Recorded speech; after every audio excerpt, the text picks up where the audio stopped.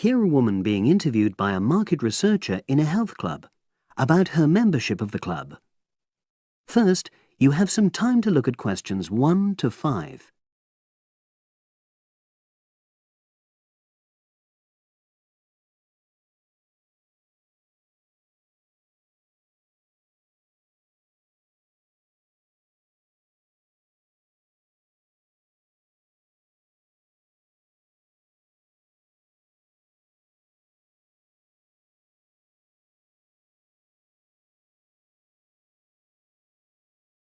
You should answer the questions as you listen, because you will not hear the recording a second time.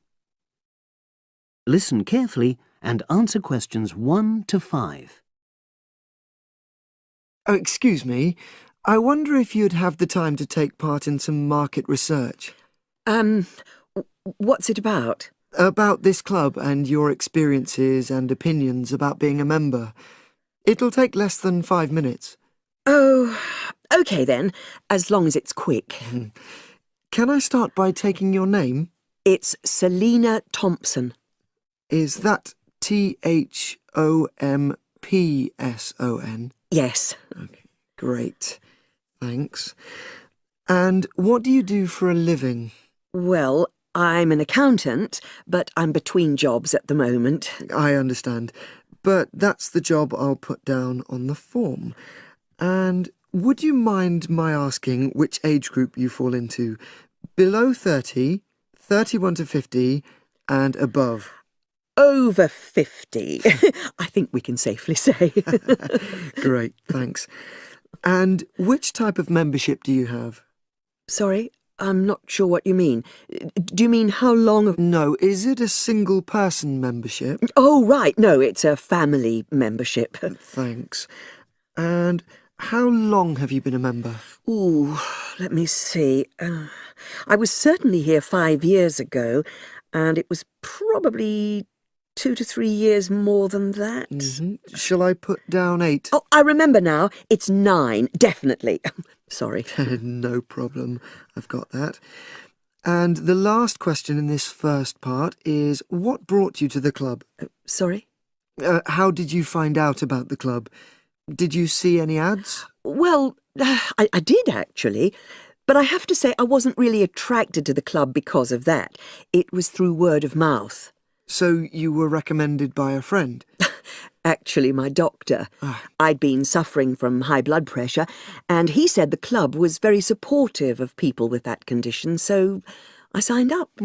Great, thanks.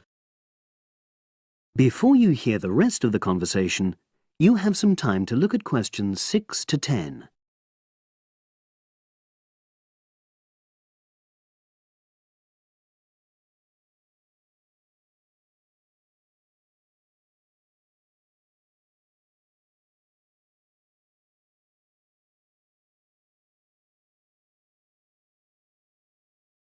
Now listen and answer questions 6 to 10. Now, for the second part of the form, I want to ask a bit more about your experience of the club. Sure. How often would you say you use the club? It varies enormously, depending on how busy I am. Of course.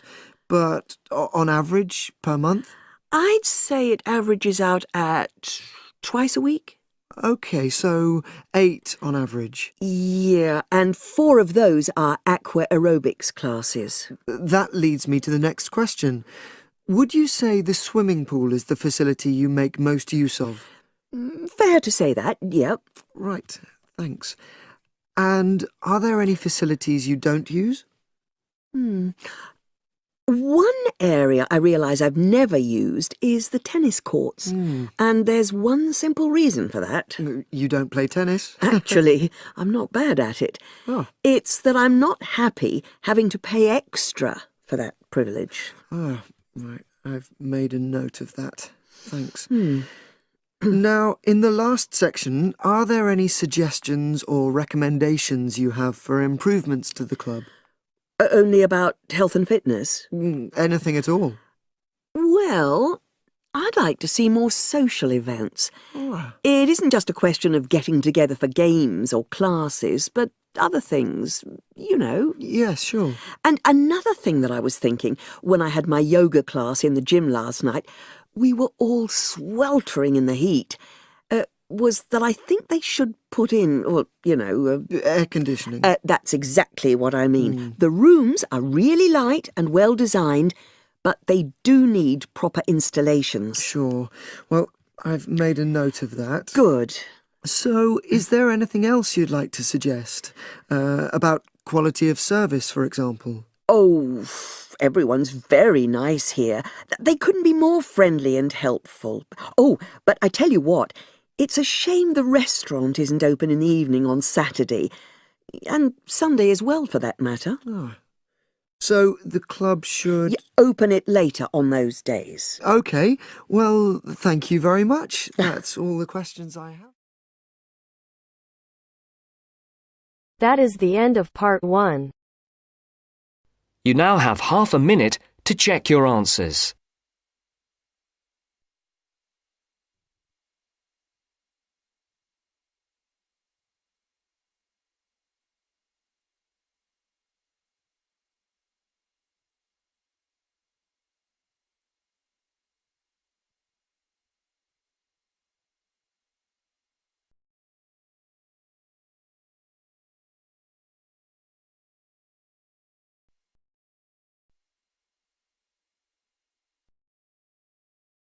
Now turns to part 2.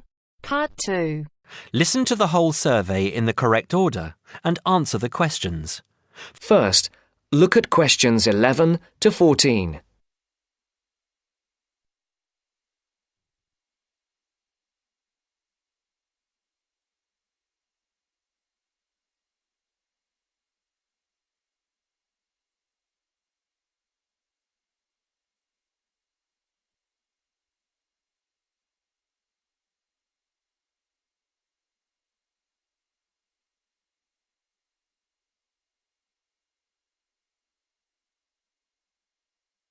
Listen carefully.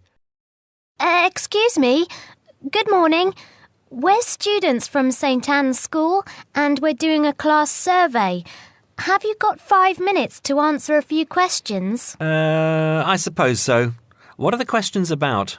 About spending habits, people's attitudes to money and what they spend money on. Well, yes, OK, but only 5 minutes. Thank you.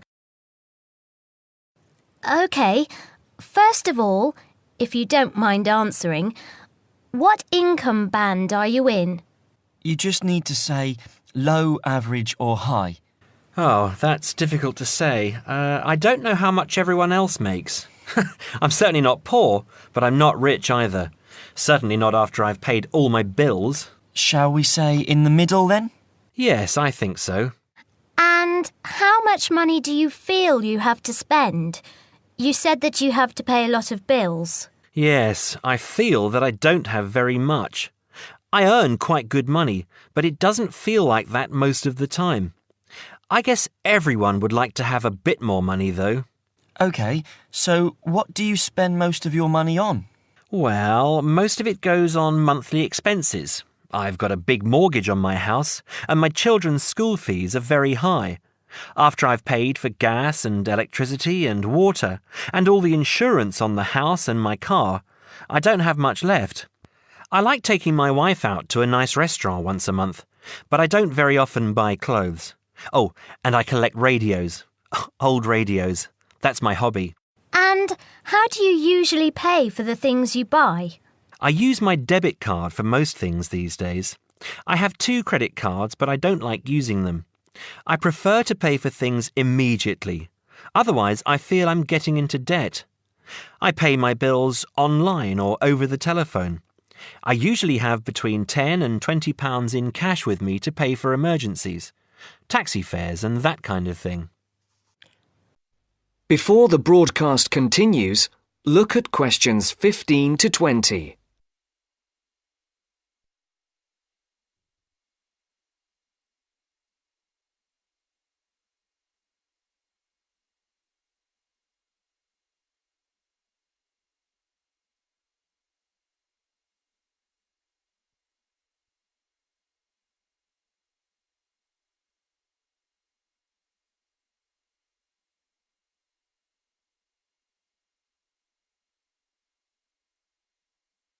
You will now listen to the second part of the talk.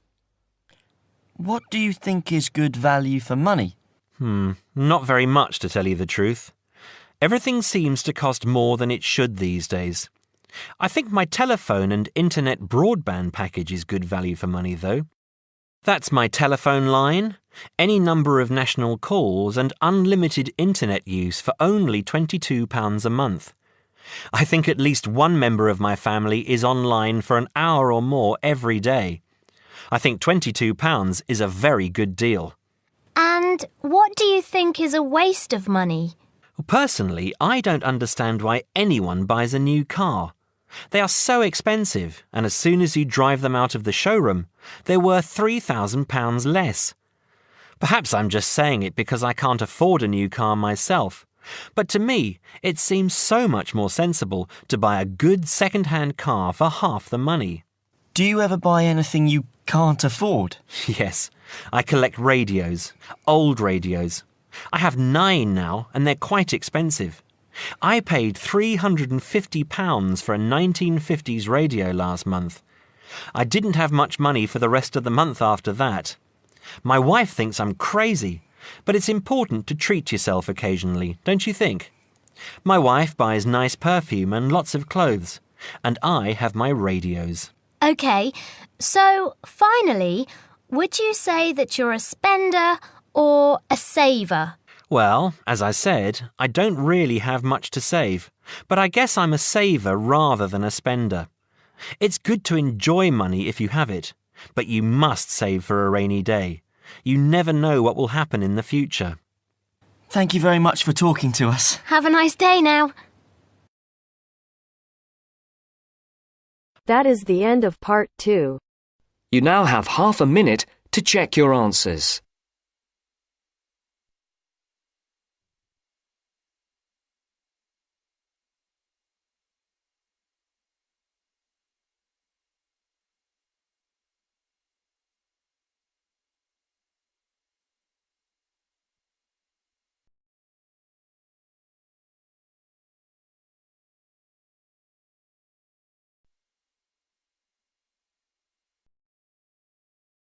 Now turns to part 3.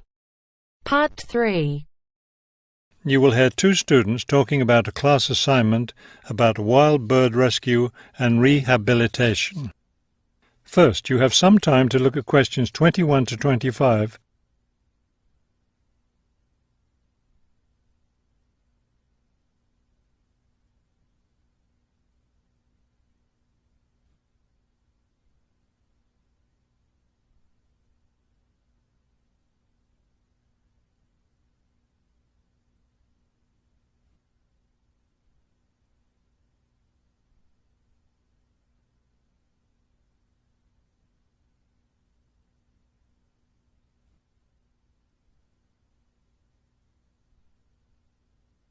As you listen to the first part of the conversation, answer questions 21 to 25. Okay, let's go over the requirements and see what we have left to do. Let's see. We have to give the professor a written summary of the information we've gathered on our topic, wild bird rescue and rehabilitation. The other written thing we have to turn in is a case study of the rehabilitation of one bird. We have the information on that already. Right. All we have to do is write it up. What about charts and graphs? Do we need to include something like that? I don't think so. They aren't really relevant, but we do have to turn in a list of the resources we used. Naturally. What about videos? I heard some of the other students were doing that. Well, I guess that must be optional, because I don't see it on the requirements list. Okay, we should start planning our class presentation, since that counts for half the grade. We've looked at lots of sources of information, but I think our best source was the interviews we did with the wildlife rehabilitators. Agreed. That and the journal articles. I think we have enough information from those 2 sources for the presentation anyhow. The books we looked at weren't all that helpful. I wonder if we should try to bring in some live birds for the presentation. That would be too difficult, don't you think? But we have lots of photos of rehabilitated birds. We can show those.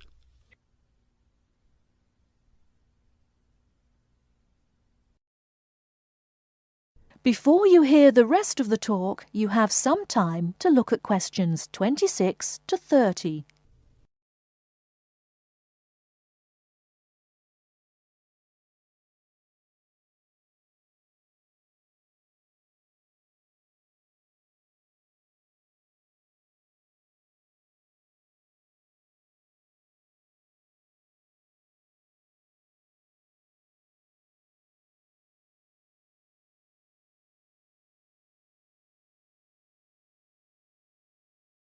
Now listen and answer questions 26 to 30.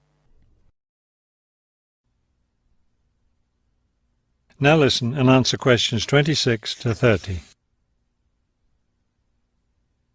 Right. OK, I think we should start by talking about how to rescue a bird. Probably first we should help people understand which birds need rescuing. Yeah, that's really important. Because a lot of times people see a baby bird that's all alone, or they find a bird sitting on the ground and they think it needs to be rescued. And usually, those are just baby birds learning to fly. So we should emphasize that people should only attempt to rescue a bird that's clearly injured. For certain kinds of birds, the rescuer needs to wear protective gloves because some of those birds have sharp claws and can tear your shirt, or worse, injure your face or some other part of your body. Yes, that's an important point. OK, next, let's tell people to put the injured bird in a box with good air circulation. We should let them know that a cage isn't necessary, and a bag, especially a plastic one, could hurt the bird more. Another thing we need to say is that the best way to help the bird stay calm is not by petting it or talking to it, but by leaving it completely alone. Then people should take the bird to the bird rescue center as soon as possible. Right. And we should also point out that when they're driving the bird to the rescue center, it's better not to play music on the radio or talk loudly, because those things just stress the bird. Yes, it's better just to speak quietly while you have the bird in the car. Okay, we've got that part covered. Next we should talk about what happens at the rescue center.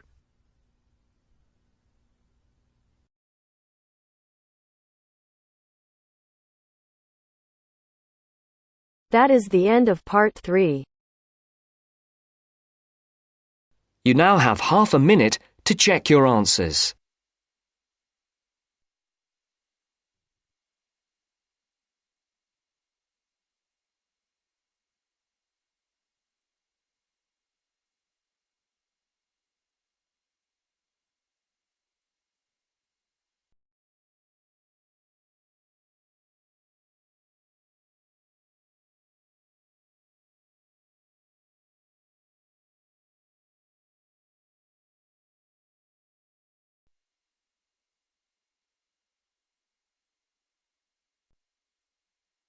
Now turns to part 4.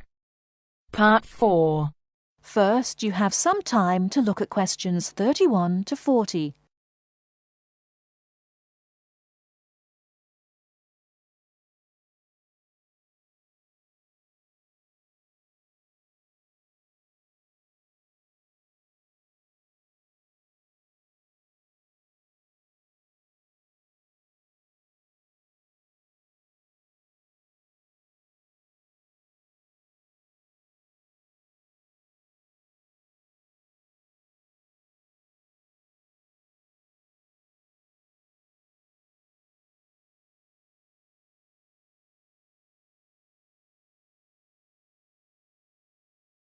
Now listen carefully and answer questions 31 to 40. In today's lecture on international trade, I'm going to look at the issue of protectionism. I'll start off with a definition of protectionism and then go on to look at the methods countries have used to protect their economy. Following this, I'll look at the advantages and disadvantages of protectionism when compared to free and open trade. So let's define protectionism. Protectionism, at its simplest, is the opposite of free trade. It is the practice of protecting domestic industries from foreign competition by using import duties or quotas. Options available to protect the economy are tariffs, embargoes, subsidies and quotas. Let's examine these in turn with some examples. Tariffs are one form of protectionism. It is a tax which is applied to imported goods, but not to home-produced goods. The idea is to make the imported goods more expensive than the home-produced ones, so that consumers buy home-produced items. An ongoing example of protectionism via tariff is between Britain and the USA. Britain buys most of its bananas from Commonwealth countries, largely in the Caribbean. However, the USA owns banana plantations in South America. In 1999, Britain refused to buy bananas from South America, so the US government put tariffs on some British-produced goods. The most famous example was a tariff of 100% import tax on wool products from Scotland brought into the United States. The next method of protectionism is embargoes. An embargo is a complete ban on the import of certain goods. For example, following the Cuban Revolution in the 1950s, the USA banned the import of Cuban cigars. Unfortunately, Cuban cigars are the finest in the world, and there is consequently a thriving black market in Cuban cigars in the USA. As we can see in the example, embargoes can lead to a black market, or unofficial economy, if people want the goods badly enough. Subsidies are a way governments support industries at home with money or tax breaks in order to allow them to compete better with foreign companies. In 1994, the French government provided its national airline with a £2 billion subsidy in order to help it compete with low-cost airlines. However, subsidies can have the effect of making home producers uncompetitive and inefficient. Finally, let's look at quotas. A quota system allows a certain quantity of goods to be imported from other countries. The European Union has had quotas on textiles and clothing for decades to protect its textile industries from developing countries, especially India and China. Understandably, developing countries say that this is unfair and against the principles of free trade. Let's move on now to the arguments for and against protectionism. For trade to flourish between countries, the benefits from trade need to be equally balanced. Where a country feels that it's not getting a fair share of the trade, or that it is somehow disadvantaged, it might employ one or more of the methods of protection. There are at least 4 arguments that may be given for using protectionism. Firstly, to protect employment in the home country. The simple view is that if imports are stopped, then jobs will be saved and even created at home. Secondly, to prevent unfair competition. It is often said that developing countries have the advantage of cheap labour costs in their countries, and that they use this to undercut the price of the same goods produced in richer nations. A tariff might be applied to even out this imbalance. Thirdly, to protect new industries. A new industry, particularly one in a developing country, might not be able to compete with long-established industries elsewhere. Tariffs and quotas give new industries the chance to build up production to the point where they can compete. Fourthly, to raise money. Tariffs were once used as a way of raising revenue for the government. In modern countries, they are now seldom used for this purpose, as the damage to trade often outweighs any immediate benefits. Now for the arguments against protectionism, which are perhaps simpler to summarize.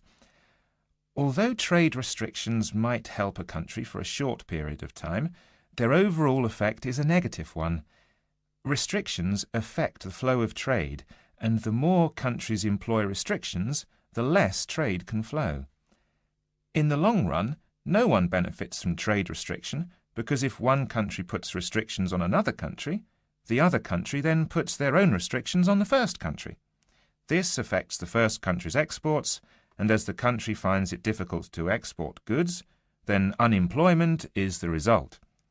So, protection tends to help only the protected and can hide inefficient manufacturers. That is the end of part 4. You now have half a minute to check your answers.